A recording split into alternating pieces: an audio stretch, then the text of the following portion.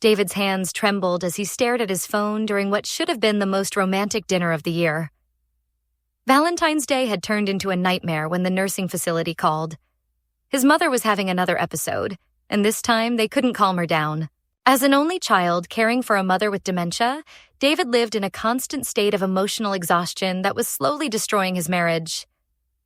The disease had already stolen his mother's memories, her independence, and now it threatened to take away the last precious relationship he had left. His mother's dementia journey had been heartbreaking from the start. What began as mild forgetfulness had spiraled into a devastating condition that required round-the-clock care. David had tried everything, paying for expensive PCA services at home, juggling work and caregiving duties until he was running on empty. The costs were astronomical, the stress unbearable, and the toll on his marriage became undeniable. Finding the right facility had been a Herculean task. David spent months researching, visiting, and advocating for his mother's placement. When they finally found somewhere that would accept her, despite her increasingly complex behaviors, David knew he had to do everything possible to make it work. The alternative, having her rejected and sent to the emergency department, was unthinkable. But the facility came with its own challenges.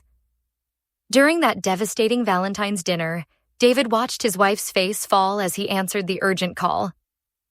On FaceTime, his mother was in rare form, lost in the delusion that he was still a child, combative and inconsolable. Nothing David said could reach her through the fog of her disease.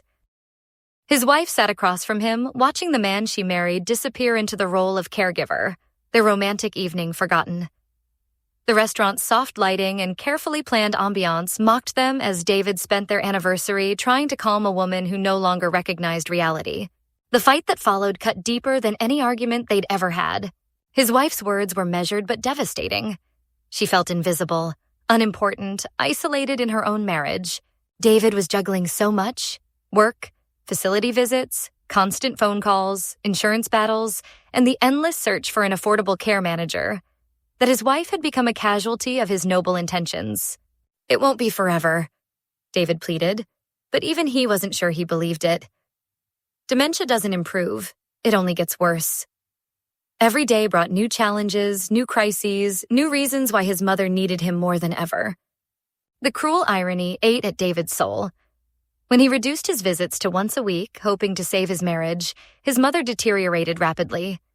The facility staff weren't bathing her properly. She refused to eat, withdrew from activities, and isolated herself in her room. Her decline was so dramatic that David had no choice but to increase his visits again. More visits meant his mother opened up and adjusted better to facility life. But it also triggered more complex behaviors that required David's constant intervention. The facility called him for every episode, every refusal to take medication, every moment when his mother's delusions made her impossible to handle. David found himself trapped in an impossible choice that millions of caregivers face in silence. Care for his mother the way she deserved, knowing she had no one else, or protect his marriage from the relentless demands of a disease that shows no mercy to families. His wife's changed demeanor spoke volumes. She didn't call him names or issue ultimatums, but her carefully chosen words painted a picture of a woman disappearing into loneliness while her husband fought a battle he couldn't win. She felt abandoned in her own home, competing with the disease for her husband's attention and losing every day. The weight of being an only child pressed down on David's shoulders like a physical force. There was no sibling to share the burden, no extended family willing to help, no one else who would advocate for his mother when the facility wanted to give up on her. The responsibility was his alone, and it was killing everything he held dear. Late at night, David wondered what his mother would want if she could see what her care was costing him. The woman who raised him with love would be devastated to know her illness was destroying his happiness. But the woman trapped in dementia's cruel embrace needed him desperately, and abandoning her felt like a betrayal of everything she had given him. What do you think David should do?